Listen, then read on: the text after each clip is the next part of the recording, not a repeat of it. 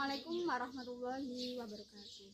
Perkenalkan, saya Winda Nur Afni dengan NIM 2104110065 dari kelas 2C.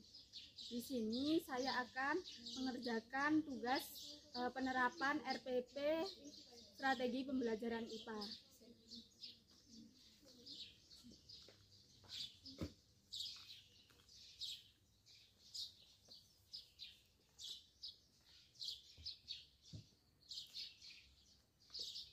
Assalamualaikum warahmatullahi wabarakatuh. Waalaikumsalam warahmatullahi wabarakatuh. Selamat siang anak-anak semua. Selamat siang, Bu. Ayo, siapa yang ingin memimpin doa sebelum kita memulai pembelajaran pada hari ini? Ayo, siapa yang mau?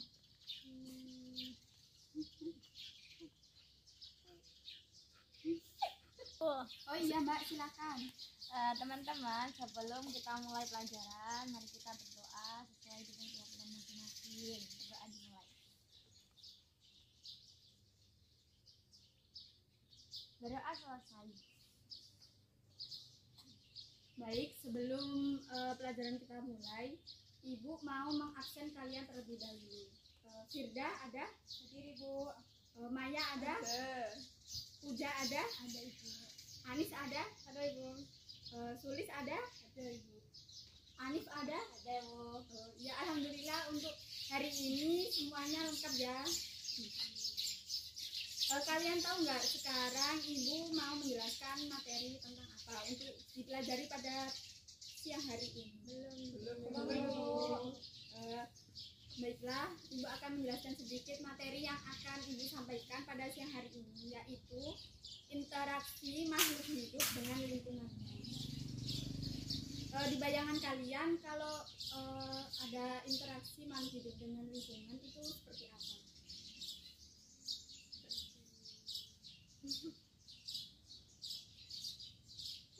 Seperti hubungan makhluk hidup dengan alam sekitar. Iya, baik Mbak. Mungkin ada yang lain? Kemudian bimbing balik antar makhluk hidup dengan lingkungannya. Iya, baik. Sudah ya, Ibu mulai pelajaran pada hari ini.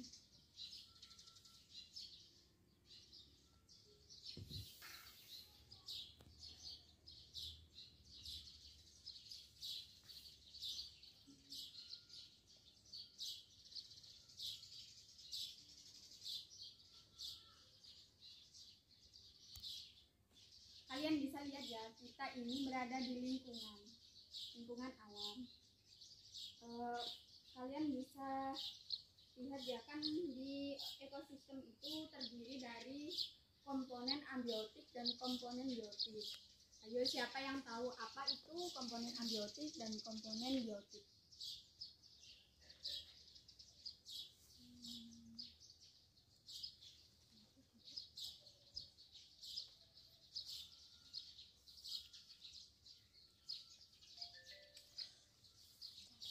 Saya, Ibu. Ya Mbak, silakan. Komponen biotik itu adalah komponen yang terdiri dari makhluk hidup, sedangkan komponen abiotik itu terdiri dari makhluk tak hidup. Benar Mbak, mungkin ada yang lain? Kalau baiklah, Ibu akan jelaskan. Komponen abiotik itu benar, apa yang dikatakan itu tidak hidup. Misalnya seperti tanah. Kalian tahu sendiri kan, tanah itu kan kita berada di luar kelas, jadi kalian bisa tahu tanah seperti apa yang kita lihat, seperti di sana Mbak. Tanah seperti itu. Untuk temperatur itu kan sekarang cuacanya agak mendung, sedikit panas, jadi mungkin agak panas gitu ya temperaturnya. Untuk air pastinya kalian tahu ya, air itu seperti apa. Untuk yang selanjutnya udara ini mungkin kayak angin-angin, mungkin bahkan oksigen yang kalian hirup. Untuk sinar matahari, nah mungkin kalian tahu kan karena kita di luar kelas, jadi kalian bisa melihat matahari. Nah, itu kelima komponen tadi merupakan komponen abiotik. Untuk komponen yang biotik ada 3. Yang pertama ada produsen. Biasanya produsen sendiri terdiri dari tumbuh-tumbuhan. Pokoknya tumbuhan yang berwarna hijau-hijau.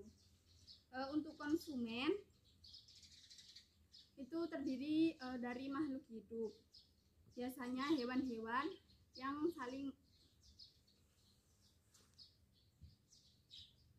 konsumen jenis makhluk hidup yang tidak dapat membuat makanan sendiri tetapi memakai bahan organik yang dihasilkan.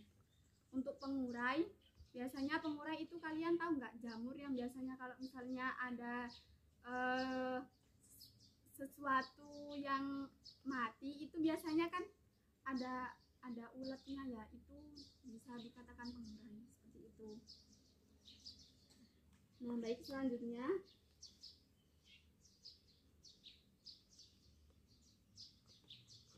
baik, di sini ibu akan membagi 2 kelompok. Nah, untuk masing-masing kelompok nanti saling diskusi terlebih dahulu. Ibu akan memberikan waktu untuk kalian berdiskusi. Setelah itu presentasi hasil dari diskusi dari masing-masing kelompok. Baik, ibu tunggu ya. Ini bisa dipresentasikan, didiskusikan terlebih dahulu. Ini udah ya Mbak, ini kelompok 1, ini kelompok 2.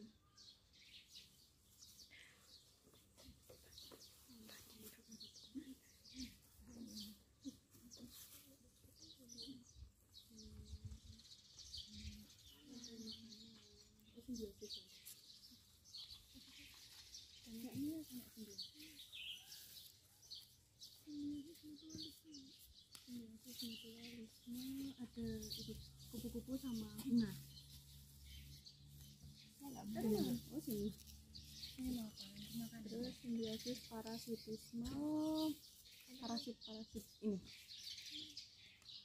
Terus lanjut simbiosis komensalisme.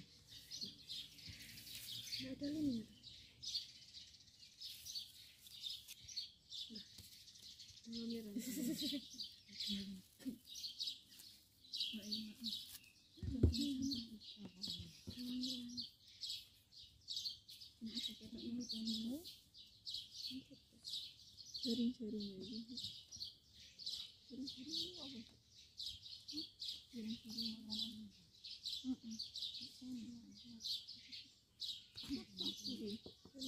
Iki sambil totono, engko karek meja.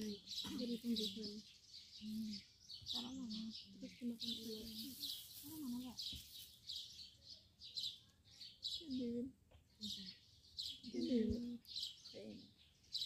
Yang terus ibu bisa nih nomor 1. Tapi sok kakak mangan enggak.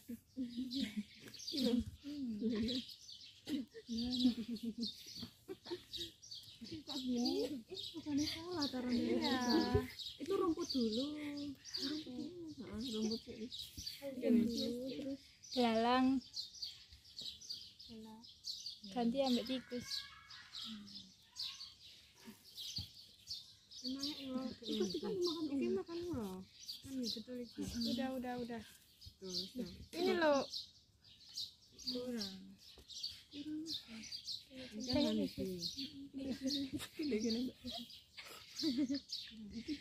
Jamurnya coba tanya ibu, Bu.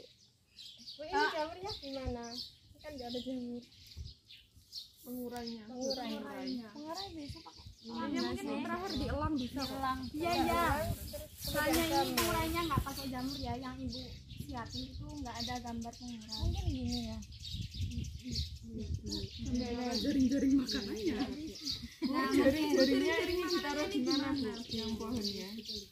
yang pohonnya itu Bapak makan ini lagi. Jamur. Ini kan nanti makan ini. Jamur jadi. ini nanti buat yang Piramida. Terus ciri-ciri mana lo nggak ada stopnya. Mungkin ini bisa presentasikan ini karena gambarnya terbatas. Nah, mungkin kalian bisa presentasi dari kelompok 1 terlebih dahulu, terus nanti dilanjut kelompok 2 untuk menjelaskan rantai makanan itu seperti apa. Oke. Nanti misalnya kalau ada membutuhkan bantuan nanti ibu bantu.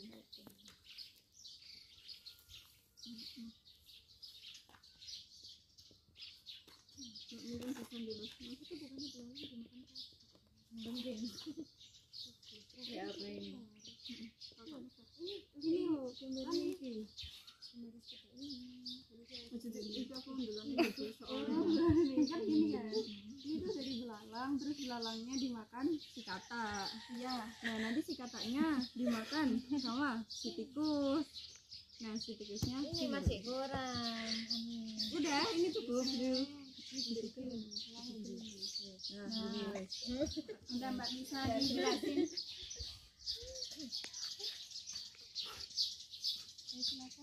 Ayo ibu tunggu. Silakan tulis. Ayo Man, nggak usah malu-malu kan ini sama temannya sambil belajar juga. Mungkin bisa perkenalan diri dulu. Assalamualaikum warahmatullahi wabarakatuh. Waalaikumsalam warahmatullahi wabarakatuh. Kami dari kelompok 1 akan mempresentasikan rantai makanan. Berikut rantai makanan.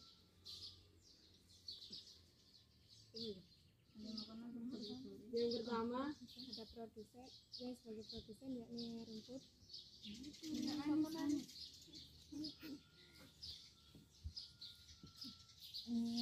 Yang pertama rumput menjadi produsen, yang kedua yakni belalang menjadi konsumen pertama, dan selanjutnya yang menjadi konsumen kedua yakni katak, konsumen ketiga yakni tikus, konsumen keempat yakni ular, dan konsumen terakhir atau pengurai itu elang. Iya benar sekali. Mungkin sedikit tambahan dari ibu ya. Itu benar sekali karena kan rantai makanan itu kan pengertian dari rantai makanan sendiri kan hubungan makan dimakan. Jadi setelah ini rumput menjadi produsen, kemudian dimakan oleh belalang. Kemudian setelah belalang memakan rumput, belalang dimakan oleh katak. Selanjutnya katak dimakan oleh tikus. Setelah itu ular memakan tikus, dan yang terakhir itu ular dimakan elang. Seperti itu. Jadi presentasi dari kelompok 1 sudah cukup baik, mungkin bisa dilanjut dari kelompok 2 terlebih dahulu.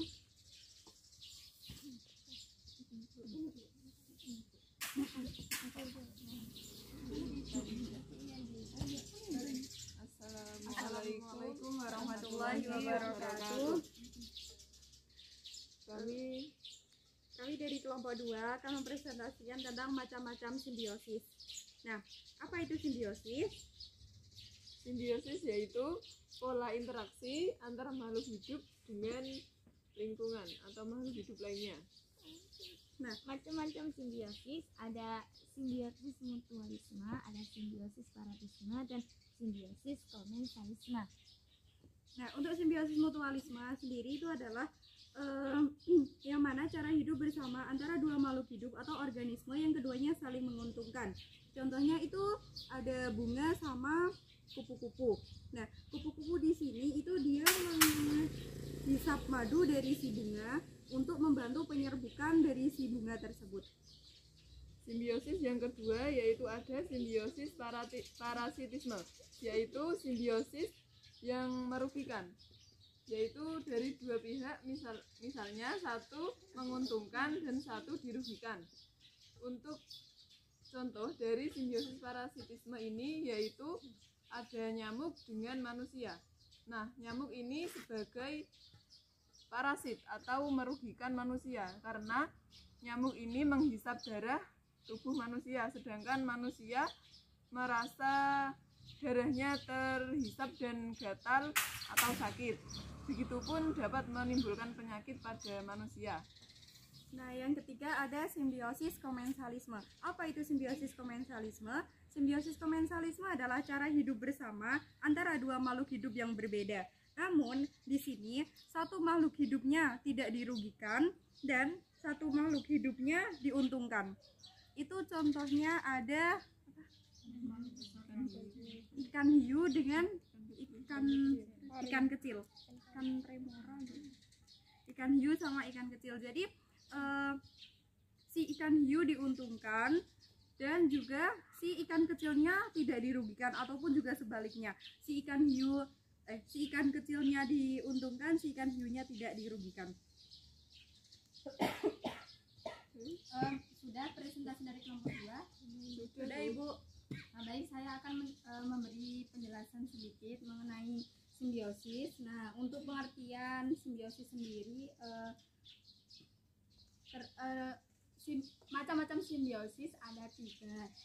Memang benar yang sudah disebutkan dari kelompok 2. Yang pertama itu ada simbiosis mutualisme, yang kedua ada simbiosis komensalisme, dan yang ketiga ada simbiosis parasitisme.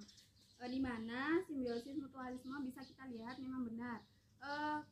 Kupu-kupu dengan bunga itu mereka berdua saling menguntungkan karena kupu-kupu mendapatkan makanan dari menghisap madu di bunga, sedangkan bunga mendapat bantuan dari kupu-kupu untuk melakukan penyerbukan. Seperti itu ya anak-anak. Untuk yang selanjutnya itu simbiosis komensalisme. Nah, simbiosis kali ini itu memang benar. Misalnya pihak yang A merasa dirugikan dan pihak yang B merasa diuntungkan. Jadi bisa kita lihat dari contoh ini ya anak-anak, itu kan nyamuk menghisap darah manusia. Tentunya itu merugikan bagi manusia karena darah manusia bisa terhisap. Selain itu bisa menimbulkan gatal, bahkan sampai penyakit demam berdarah. Selanjutnya ada simbiosis parasitisme, di mana simbiosis komensalisme. Maaf anak-anak, ada kesalahan. Simbiosis komensalisme sendiri itu simbiosis di mana pihak yang A itu tidak merasa dirugikan dan pihak yang B merasa diuntungkan. Jadi karena pihak yang A tidak merasa dirugikan dan pihak B merasa diuntungkan, tapi tidak merugikan salah satu pihak, mereka tidak merasa dirugikan. Biasanya kan di laut itu ikan-ikan besar itu kan kalau makan itu bekasnya itu kan ada yang jatuh gitu kan. Nah, biasanya ikan-ikan kecil memanfaatkan makanan yang terjatuh dari sisa-sisa ikan yang besar, seperti itu. Baik, mungkin bisa dilanjut diskusi yang selanjutnya.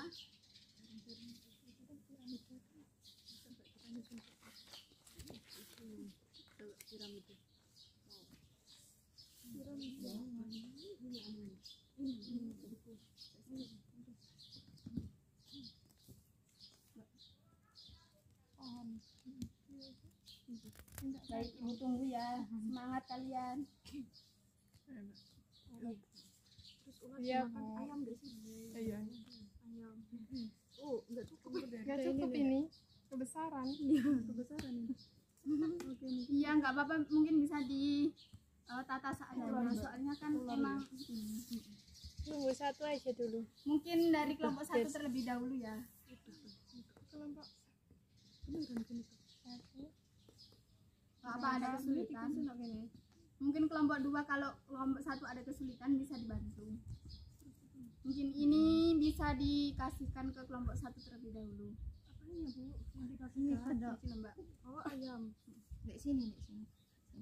Masa kodok makan Terus gak mending iki diganti ngene ya. Kan kode Iya, Mbak, itu kan pakai rumput. iya masa kok Pohon yang di sini pohonnya. Ini bener. iya. Butuh ayam nanti kita ganti Terus burung. apa lagi? Ular. Ular ini dipakai. Minum dulu. Loh, ini kan ada ular. Enggak. Minum dulu. Bentar. Ini kok dimakan. Enggak, itu dek sini. Nah, itu Di mana ada Masa kesulitan? Tikus dimakan kata. Ular saya hilang. Iya, sebentar ya di Masa tikus dimakan kata. bukan ini kok sebenarnya Ini tuh serigala. sistemnya gini. contoh itu.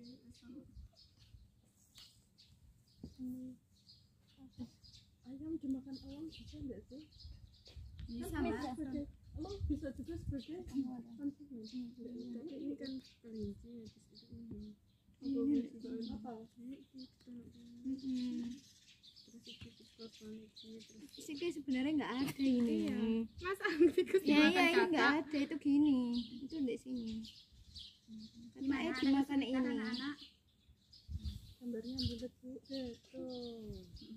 Betul enggak Yuni? Enggak, masa kok cara dimakan tikus? Enggak, ini kan ini terus ini terus Ini juga ke sini. ini. Ini ke sini. Masa tikus dimakan? Rumput kan dimakan belalang, masa iya tikus makan rumput? Enggak, itu Bisa. kan apa ini namanya? Kodoknya dimakan tikus. Kan itu ada panahnya ke sini. Katanya dimakan tikus. Nah. Benar. Kalau yang ini kelas.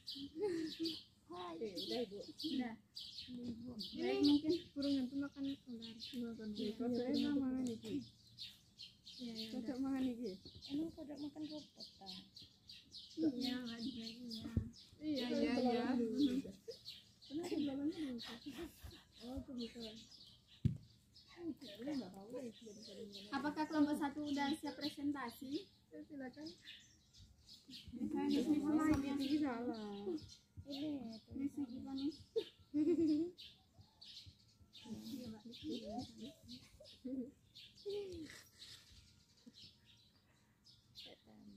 Iya. Baik, mungkin Ibu kasih beberapa waktu lagi untuk kalian berdiskusi.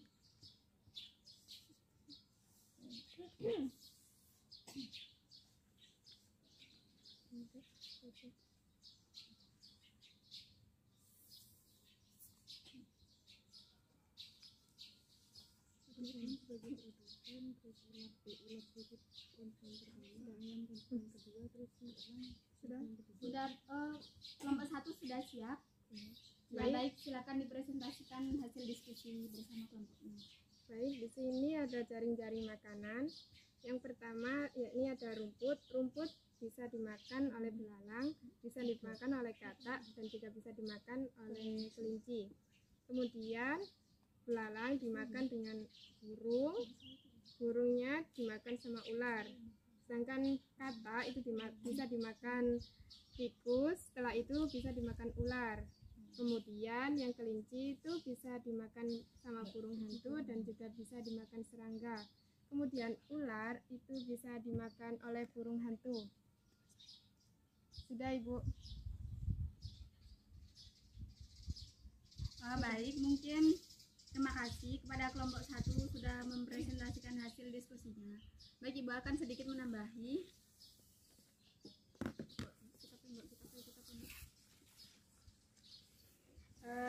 Kan pengertian dari jaring-jaring makanan itu kan hubungan makan memakan beberapa rantai makanan. Nah, kan di sini ini terdiri dari beberapa rantai makanan, sehingga di sini banyak sekali lah. Tentunya produsen pasti terdiri dari rumput. Setelah itu rumput bisa dimakan oleh katak, rumput dimakan oleh kelinci, rumput dimakan oleh belalang, seperti itu. Nah, setelah itu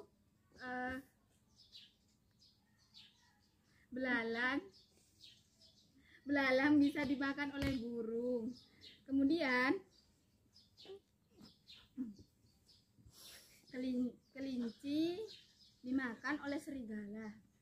Terus biasanya katak selain dimakan tikus juga dimakan oleh burung hantu. Nah, terus belalang dimakan oleh burung biasa, burung-burung kecil biasa. Nah, burung-burung biasa itu dimakan oleh ular. Selain ular memakan burung, ular juga memakan tikus. Nah, seperti itu. Jadi yang tertinggi itu ada serigala, burung hantu, dan juga ular. Seperti itu. Pokoknya intinya itu yang perlu kalian ingat bahwa jaring-jaring makanan itu terdiri dari beberapa rantai makanan. Baik, mungkin itu tambahan penjelasan dari Ibu. Mungkin bisa dilanjut ke kelompok 2. Silakan berdiskusi terlebih dahulu.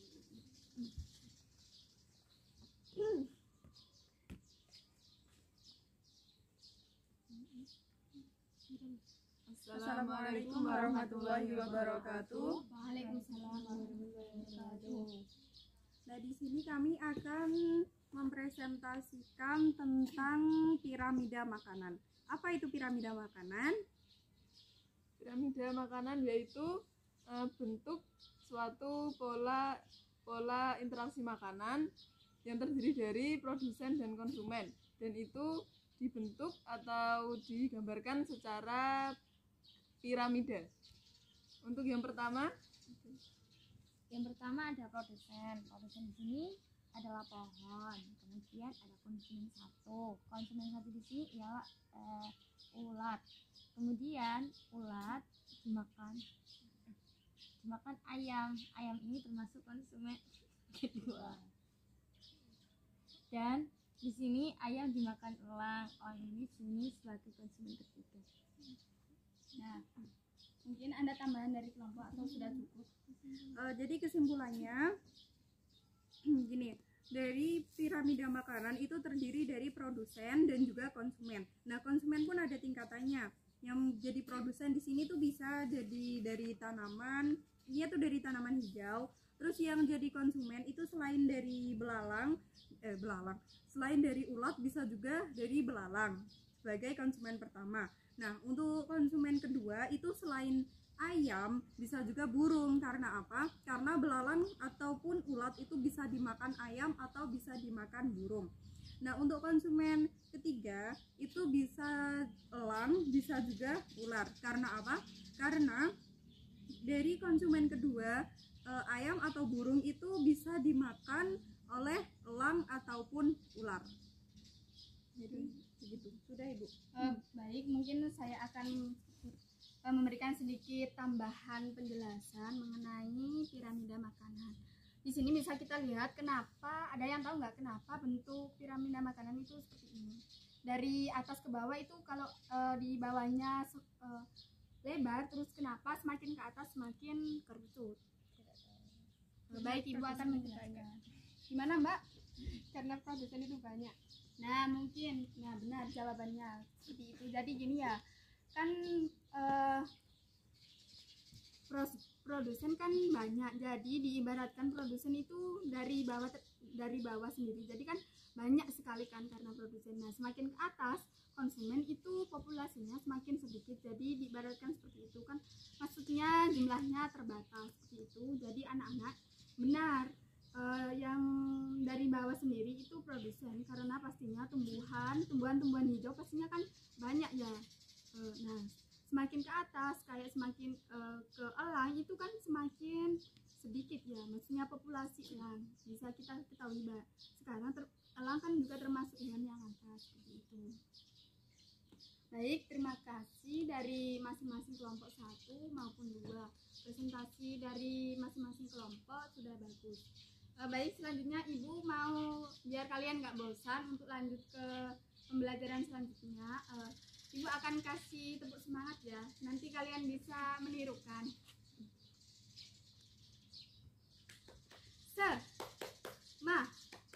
Semangat gitu ya, nanti bisa dipahami. Bisa. Ayo, kita tepuk tangan. 1, 2, 3. Semangat. Ayo ulangi lagi. 2 kali lagi. Mungkin kurang kompak. Ayo. 1, 2, 3. Semangat. Ayo 1 kali lagi. Ini terakhir yang kompak ya. 1, 2, 3. Semangat.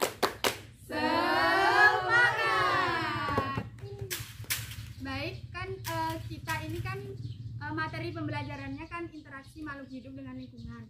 Berhubung kita belajarnya ini di luar kelas, jadi Ibu akan mengajak kalian ke tengah lapangan untuk merasakan komponen abiotik dan biotik secara langsung. Mungkin abiotiknya saja, karena mungkin di sini untuk komponen biotiknya kan memerlukan hewan, sedangkan kita keterbatasan akan hal itu. Baik anak-anak, mungkin bisa ikuti Ibu terlebih dahulu.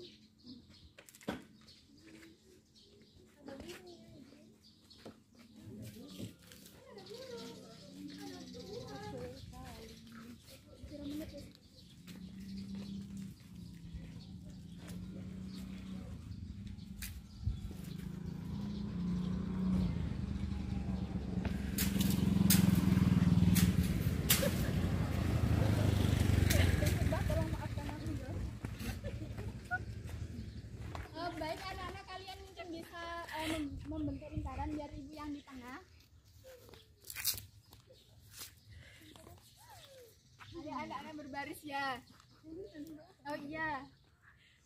Baik, kan kita berada di luar kelas, jadi kalian bisa merasakan kan.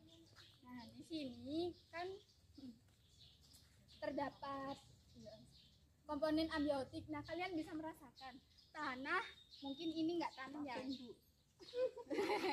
Iya, itu tanah, itu ada yang di sebelah pohon. Nah, itu tanah liat, tanah merah.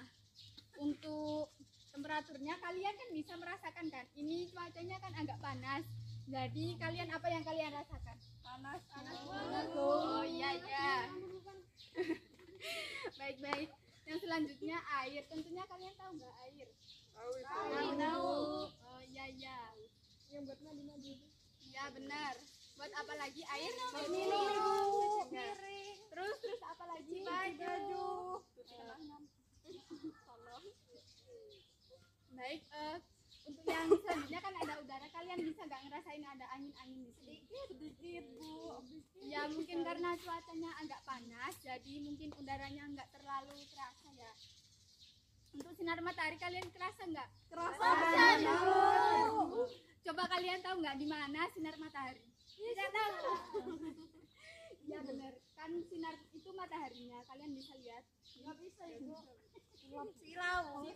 Iya benar. Soalnya emang matahari nggak bisa dilihat kalau secara mata telanjang secara langsung. Harus membutuhkan kacamata. Nah, seperti itu. Baik, mungkin itu ya. Kalian bisa merasakan kalau di luar ruangan seperti ini kan kita bisa melihat secara langsung itu komponen abiotik seperti apa. Nah, itu mungkin kalian juga bisa tahu beberapa di sini kan. Nah, itu ada burung. Jadi itu termasuk konsumen.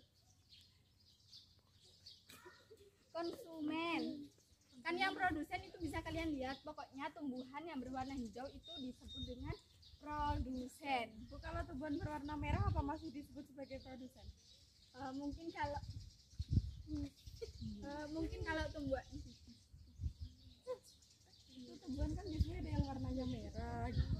Tapi dia nggak punya terlalu tapi itu kurang tepat, soalnya biasanya itu kalau tumbuhan itu kan berwarna hijau. Kenapa semua tumbuhan itu berwarna hijau?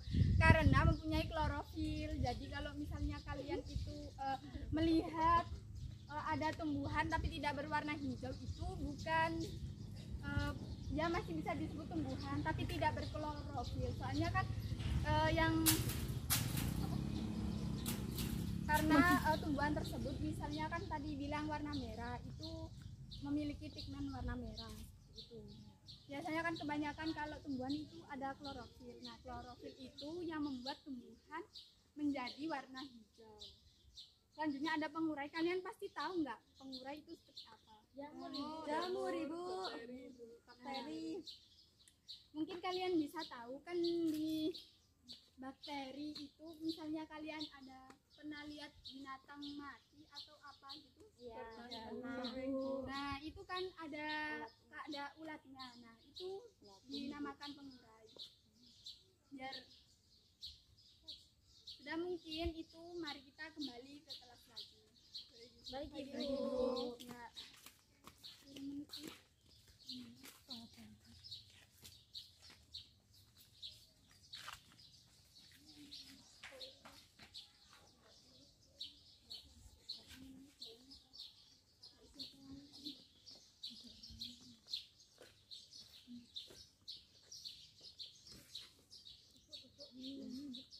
Baik, kan mungkin kalian capek ya, mungkin bisa istirahat terlebih dahulu.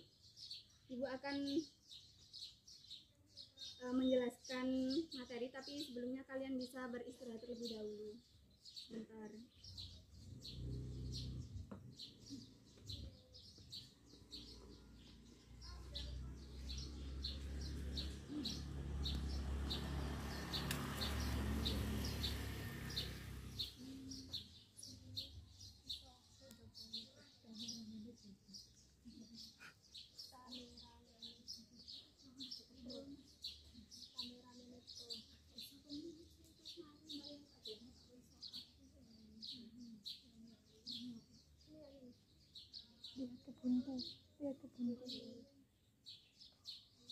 Baik, biar kalian nggak bosan. Baik, biar kalian nggak bosan, Ibu mau ngajak kalian nyanyi ya. Iya Bu. Oh iya, ayo. Kalian hafal nggak lagu Lihat Kebunku? Hafal Ibu. Hafal sekali. Oh iya, kalian bersemangat sekali. Baiklah, mari kita mulai nyanyi bersama-sama. Mungkin bisa berdiri semua biar tambah semangat. Ayo anak-anak, semangat semua. Ayo siapa? 1, 2, 3. Lihat kebunku penuh dengan bunga, ada yang putih Dan ada yang merah. semua, mawar melati semuanya indah. Mungkin bisa diulangi sekali lagi yang semangat biar kalian nggak bosan ya untuk untuk penjelasan materi yang selanjutnya. Baiklah, ayo kita nyanyi sekali lagi yang semangat dan kompak ya anak-anak. Oh, baik, kalau sebelum itu ayo kita tepuk semangat terlebih dahulu. Kalian masih ingat kan? Masih, Bu. Oh, baik, ayo. 1, 2, 3. Semangat.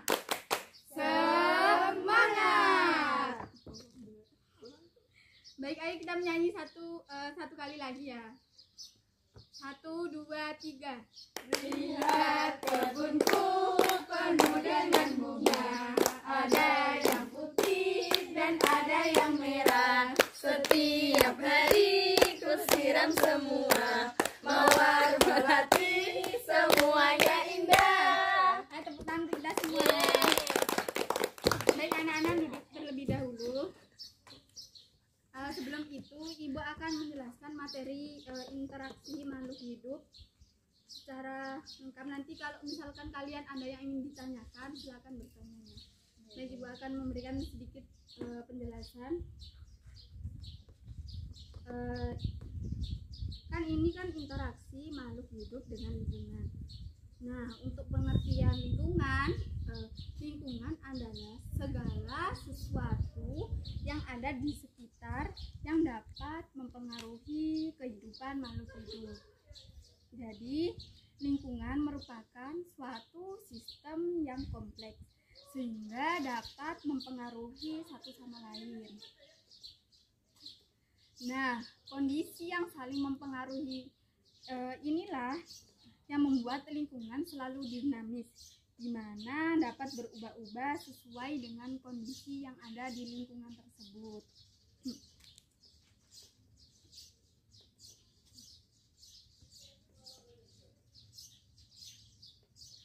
Nah, untuk penjelasan tadi, lingkungan dibedakan menjadi dua komponen, di mana komponen terdiri komponen biotik dan komponen abiotik. Untuk penjelasan dari komponen biotik sendiri merupakan komponen yang terdiri atas makhluk hidup seperti manusia, hewan, tumbuhan, seperti itu. Nah, untuk komponen abiotik merupakan komponen yang terdiri dari benda-benda tak hidup. Maksudnya mereka tidak mempunyai nyawa. Kan kalau manusia, hewan, dan tumbuhan itu punya nyawa atau enggak, anak-anak? Punya. Nah, benar. Untuk komponen abiotik sendiri itu tidak punya nyawa. Maksudnya bendanya itu mati. Nah, untuk contoh-contoh abiotik sendiri itu terdiri dari air, tanah, udara, cahaya, dan lain-lain. Nah, pastinya di dalam lingkungan kan kita menemukan sesuatu. Nah, hal-hal apa saja yang mungkin kita temukan di dalam suatu lingkungan?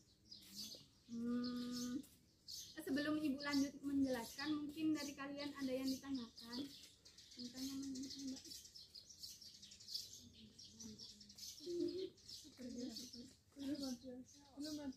Oh ya, mungkin kalau masih belum ada, nanti misal Ibu lanjut, ada yang masih mungkin ada yang ingin ditanyakan, bisa ditanyakan.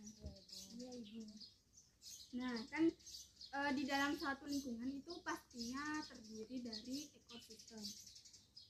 Nah, untuk pengertian ekosistem sendiri merupakan organisasi kehidupan yang terdiri dari individu, populasi, komunitas, dan biosfer, seperti itu. Nah, untuk pengertian dari individu sendiri merupakan satuan makhluk hidup tunggal yang tidak dapat dibagi-bagi. Jadi hanya satu dan tidak dapat dibagi. Contohnya seekor belalang, seekor burung, seekor monyet, seorang anak laki-laki, dan sebatang pohon mangga. untuk pengertian dari populasi sendiri, yaitu populasi merupakan kumpulan dari beberapa individu sejenis yang menempati suatu wilayah. Jadi di dalam populasi sendiri itu ada beberapa individu dalam satu tempat. Misalnya 20 ekor monyet itu dinamakan populasi karena hanya terdiri dari satu individu dan menempati satu tempat. Seperti itu ya anak-anak. Untuk yang selanjutnya yaitu komunitas, di mana pengertian komunitas ini sendiri dapat diartikan sebagai kumpulan dari beberapa populasi yang berbeda dan menempati wilayah atau daerah yang sama. Jadi kan di dalam komunitas itu terdiri dari beberapa populasi seperti itu ya, dan menempati wilayah yang sama. Contohnya populasi kambing, populasi sapi, populasi rumput. Nah, untuk penjelasan yang selanjutnya yaitu mengenai ekosistem. Untuk pengertian ekosistem sendiri merupakan hubungan timbal balik antara makhluk hidup dengan lingkungannya, di mana ekosistem sendiri terdiri dari ada dua jenis, yaitu ada ekosistem alami dan ekosistem buatan. Untuk pengertian dari ekosistem alami sendiri yaitu ekosistem yang terjadi secara alami tanpa ada campur tangan manusia. Misalnya, ayo siapa yang tahu mungkin ekosistem alami itu seperti apa?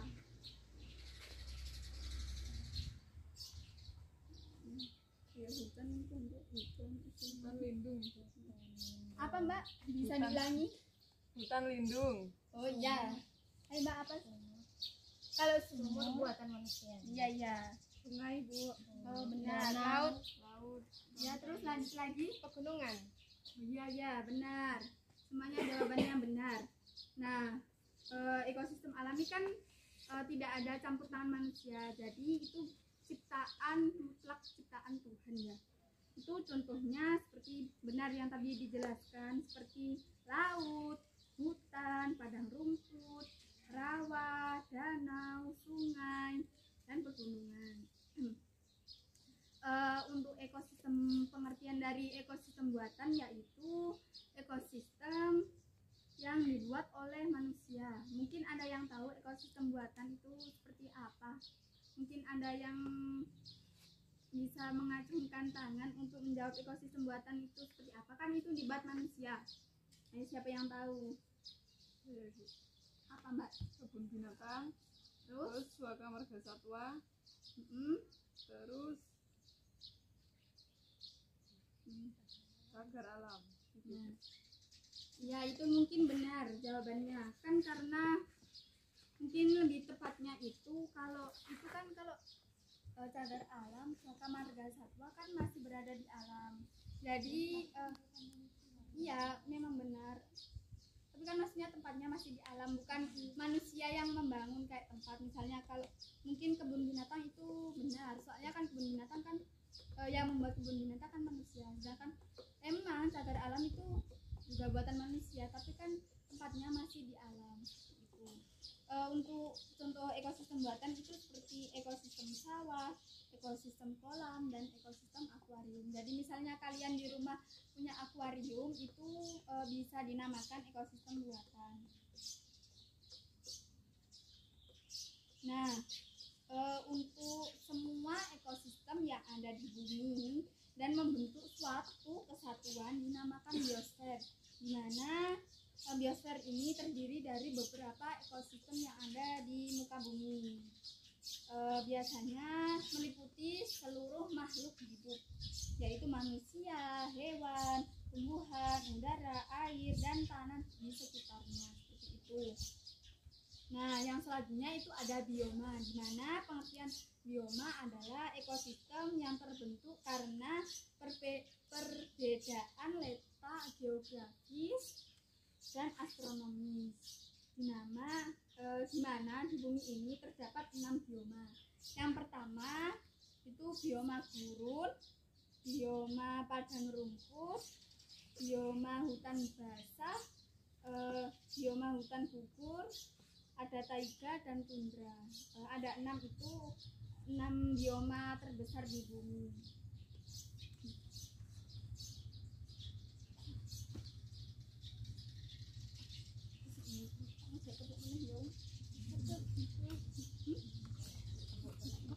Biasa.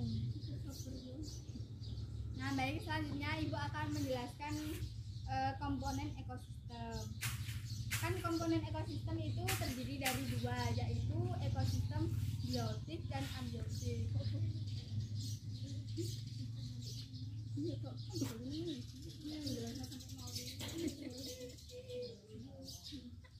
Nah, untuk komponen abiotik terdiri dari semua benda tak hidup yang ada di sekitar makhluk hidup. Jadi yang seperti tadi sebelumnya sudah dijelaskan, terdiri dari tanah, temperatur, air, udara, sinar matahari.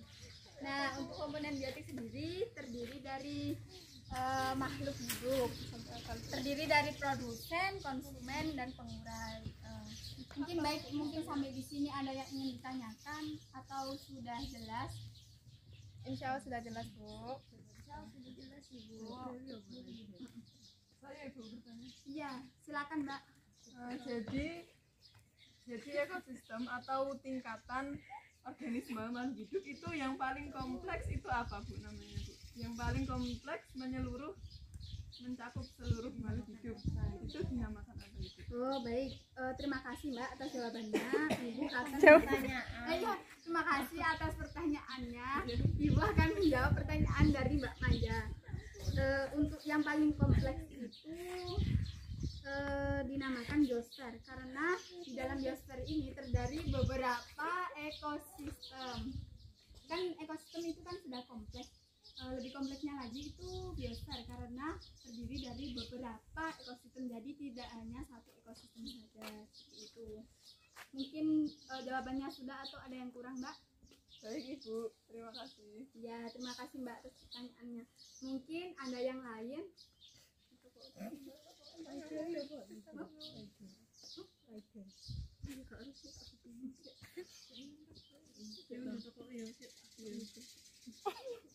Misalnya taiga itu apa? Bioma yang salah satu bioma yang terbesar di dunia, di bumi. Apa, Mbak? Iya, apa? Gurun pasir ya? Sahara. Sebentar.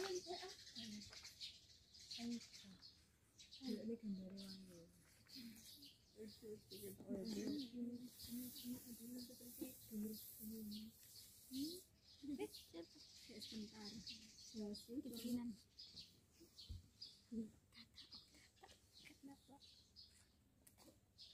Iya, takut sih, Mbak, dari tanya takut sih. Bu, izin bertanya. Iya, Mbak, silakan. Bu, taiga itu seperti apa ya, Ibu? Baik, Ibu akan menjelaskan taiga itu seperti sebuah hutan boreal atau hutan salju, di mana tersusun, kan taiga termasuk bioma, jadi tersusun dari spesies. Biasanya mungkin kalian bisa sebentar Ibu carikan ya gambar taiga biar kalian tidak penasaran. Baik, Ibu. Ya, ini contohnya. Bioma cuma satu populasi.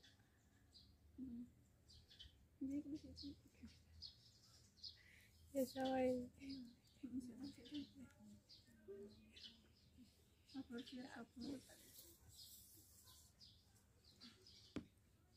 Sebentar.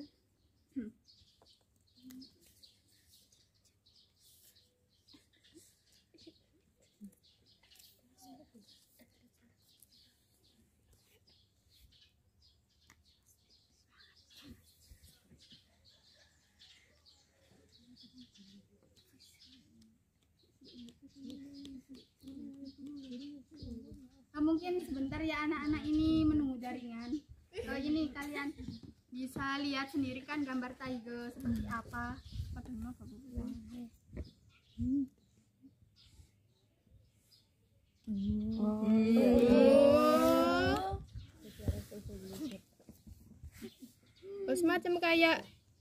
kayak hutan-hutan gitu ya, Bu? Ya benar, itu biasanya hutan-hutan. Baik, mungkin sudah. Sudah, Ibu. Terima kasih, Ibu. Ya, terima kasih juga atas pertanyaannya ya Mbak. Baik, Ibu akan menjelaskan pengertian selanjutnya ya, yaitu sebuah interaksi yang ada dalam suatu ekosistem, di mana interaksi antara makhluk hidup dengan makhluk hidup yang lain itu terdiri dari rantai makanan, jaring-jaring makanan, dan piramida makanan. Tadi kan sudah kalian presentasikan, jadi Ibu sedikit menambahi sedikit saja untuk pengertian dari rantai makanan. Rantai makanan merupakan salah satu bentuk perpindahan energi dengan proses makan dan dimakan yang berupa rangkaian tertentu. Jadi rantai makanan tadi kan kalian sudah mempresentasikan ya, jadi kalian pasti sudah paham itu rantai makanan itu hubungan makan dimakan. Itu. Untuk pengertian jaring-jaring makanan sendiri itu hubungan makan memakan beberapa rantai makanan. Jadi di dalam jaring-jaring makanan terdapat beberapa rantai makanan. Jadi mungkin konsumennya juga banyak ya kalau di jaring-jaring makanan, karena kan terdiri dari beberapa rantai makanan.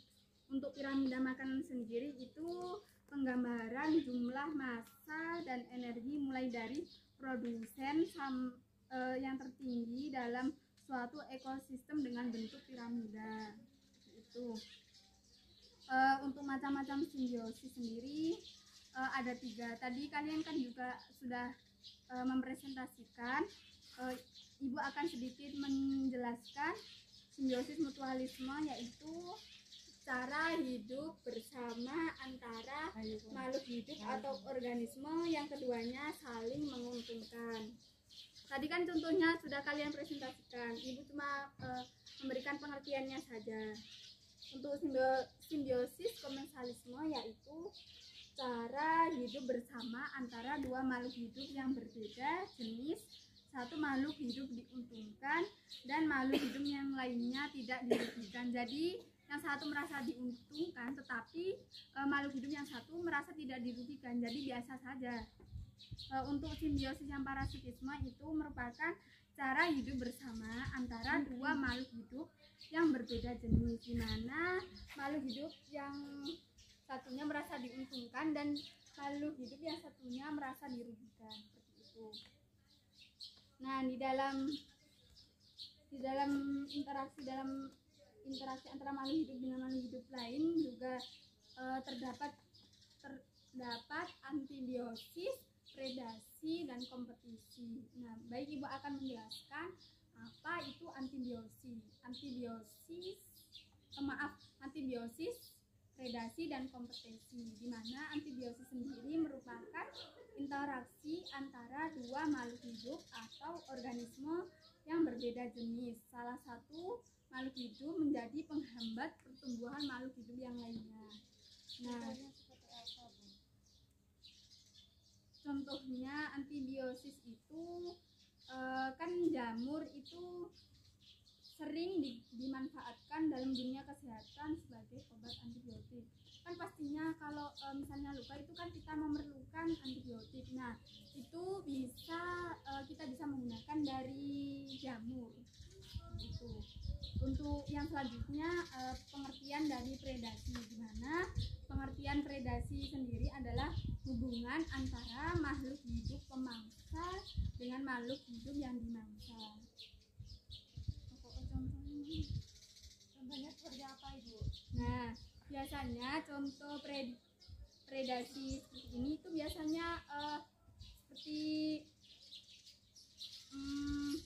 kucing memangsa tikus, itu sudah dinamakan predasi. Kan kucing mengejar tikus kan. Nah, kucing itu kan yang memangsa, jadi kucing tersebut dinamakan sebagai predator karena dia yang akan memangsa. Nah, untuk pengertian kompetisi sendiri merupakan hubungan antar makhluk hidup dalam satu ekosistem, di mana makhluk hidup satu dengan yang lainnya saling bersaing untuk mendapatkan makanan. Contohnya apa, Bu? Misalnya kan di dalam ekosistem rumput itu kan terdiri dari kuda, sapi, dan domba. Pastinya mereka akan bersaing untuk saling mendapatkan rumput. Kalau misalnya mereka tidak bersaing, mereka ya tidak mendapatkan makanan. Seperti itu.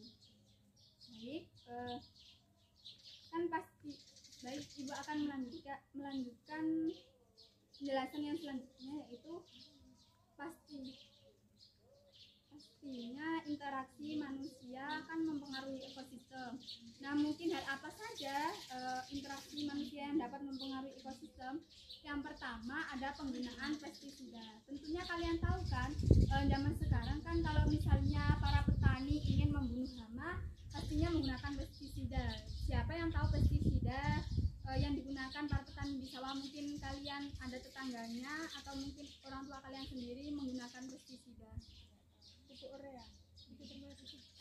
Itu kalau pupuk urea itu bukan pestisida, Mbak, karena pupuk urea itu membantu menyuburkan tanaman. Sedangkan di sini maksud dari pestisida itu obat yang digunakan untuk membunuh hama yang menyerang tanaman. Misalnya kan kalau di tanaman padi itu ada hama wereng. Nah, itu biasanya para petani menggunakan pestisida untuk membunuh hama wereng tersebut. Kalau misalnya nggak dibunuh ya pertumbuhan tanaman padi pastinya akan terhambat. Berarti semacam yang cair itu ya, yang disemprot-semprot. Iya, disemprot biasanya pakai tangki. Kalian tahu nggak? Obat itu Iya, yang di obat semua atau apa itu? kalau sumo itu bukannya bibit jagung. Kalau biasanya itu ada contoh pestisida, biasanya itu ada Noxon. Mungkin kalian bisa cari. Apa itu? Nah, ya benar Ibu, itu termasuk pestisida. Ya benar semuanya. Nah, selanjutnya yaitu perubahan tipe tumbuhan.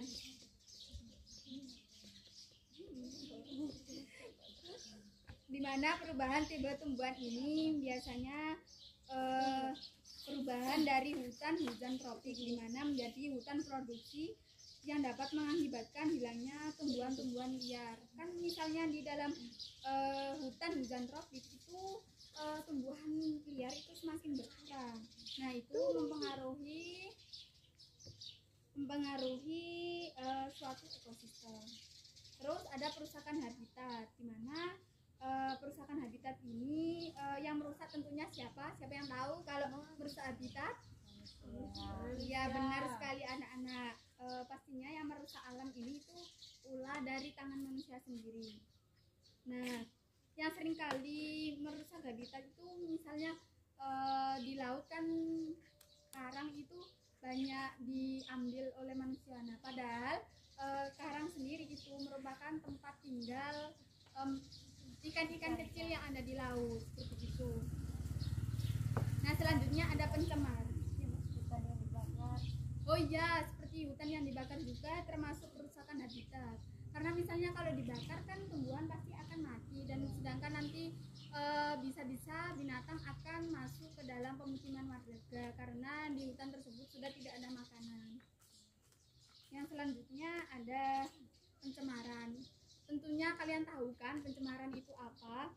Pencemaran itu kan sekarang banyak industri-industri. Nah, biasanya para produsen industri ini membuang hasil limbahnya itu secara sembarangan sehingga mencemari. Biasanya kan langsung dibuang di laut gitu ya.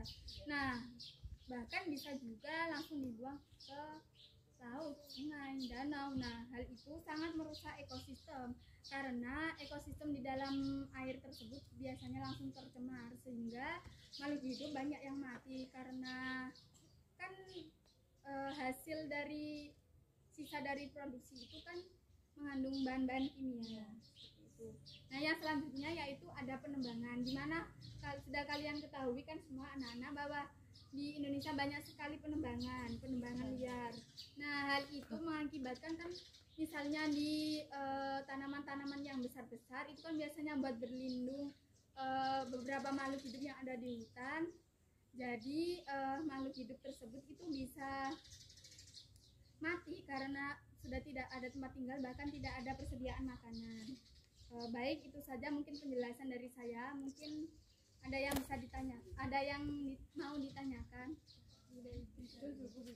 Baik, baik, karena kalian sudah tidak ada yang ditanyakan, Ibu akan memberikan beberapa soal ulangan.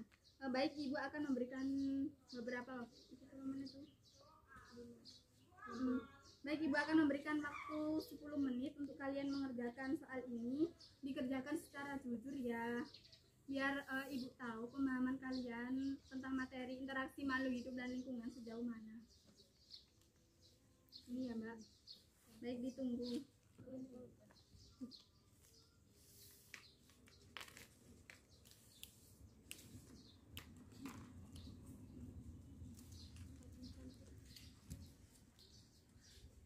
Biji dengar-dengar saya tetap tak biji seratus, tapi semakin mulai. Baik, Ibu akan menunggu kalian.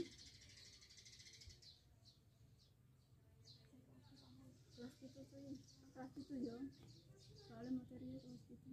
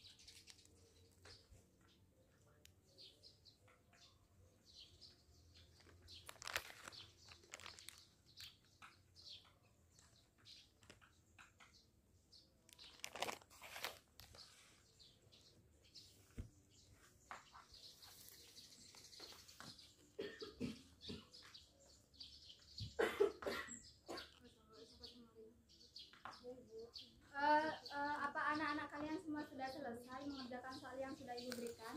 Sudah. Baik, silakan dikumpulkan.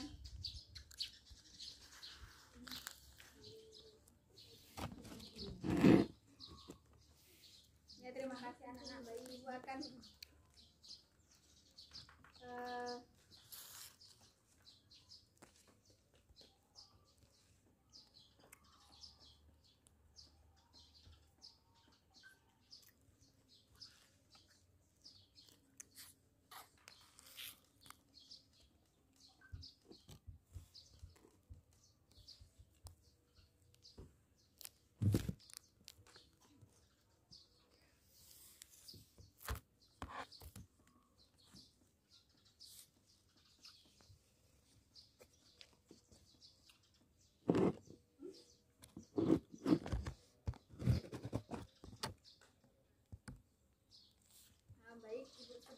menyeleksi hasil ulangan kalian. Mbak Maya ini hasilnya. Mbak Puja. Ya. Ada Mbak Sulis. Ada Mbak Anis. Ada Mbak Anis dan ada Mbak Firda. Hasil dari ulangan yang telah kalian kerjakan, alhamdulillah bijinya semua bagus. Jadi nilai, mohon maaf, dari pengerjaan soal yang sudah kalian lakukan, hasilnya mendapatkan nilai 100 semua. Jadi kalian semua sudah memahami materi interaksi makhluk hidup dengan lingkungan. Ayo tepuk tangan bersama-sama.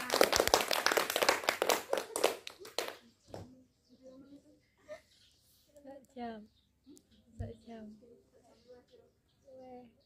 Walu.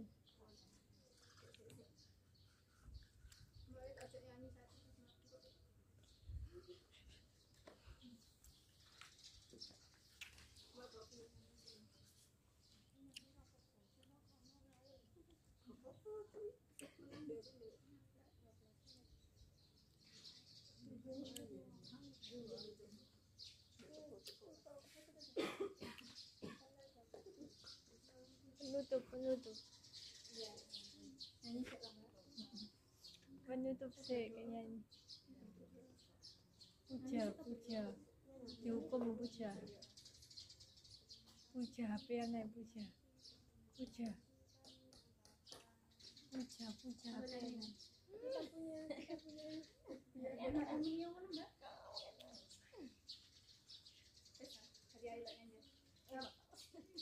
Baik, sebelum kita akhiri pembelajaran pada hari ini, pada siang hari ini, marilah kita menyanyi bersama terlebih dahulu. Baik, ayo siapa yang mau ingin request nyanyi apa? Atau nyanyi lihat kebunku seperti tadi? Iya, ibu nyanyi benang kecil. Bagian Enggak masuk. Alam benang kecil. lihat kebunku ya. Kita nyanyi lihat kebunku. Ayo. 1, 2, 3. Lihat kebunku penuh dengan bunganya. Ada yang putih dan ada yang merah. Setiap hari ku siram semua. Mawar melati semuanya indah. Baik, sebelumnya ayo kita tepuk semangat terlebih dahulu sebelum kalian pulang. Nah, kita kalian masih ingat gak tepuk semangat? Masih. Ayo kita mulai. 1, 2, 3, tepuk semangat. Semangat. Baik, mungkin itu tadi materi yang bisa Ibu berikan pada siang hari ini. Kurang lebihnya Ibu mohon maaf apabila dari awal sampai akhir banyak kesalahan yang Ibu lakukan, mulai dari perkataan maupun perbuatan.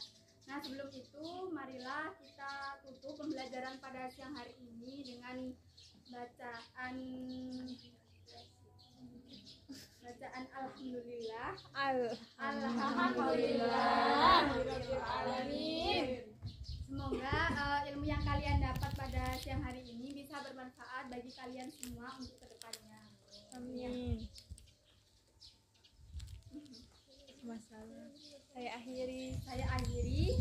Wassalamualaikum warahmatullahi wabarakatuh. Waalaikumsalam warahmatullahi wabarakatuh. Kalian bisa pulang, hati-hati ya kalau pulang di jalan. Baik, Ibu. Terima kasih.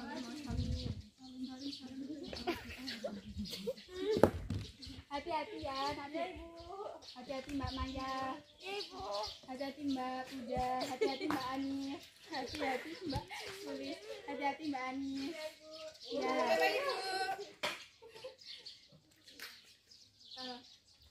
Baik, sekian itu tadi implementasi dari RPP model POE yang sudah saya buat. Demikian saya akhiri. Wassalamualaikum warahmatullahi wabarakatuh. Waalaikumsalam warahmatullahi wabarakatuh.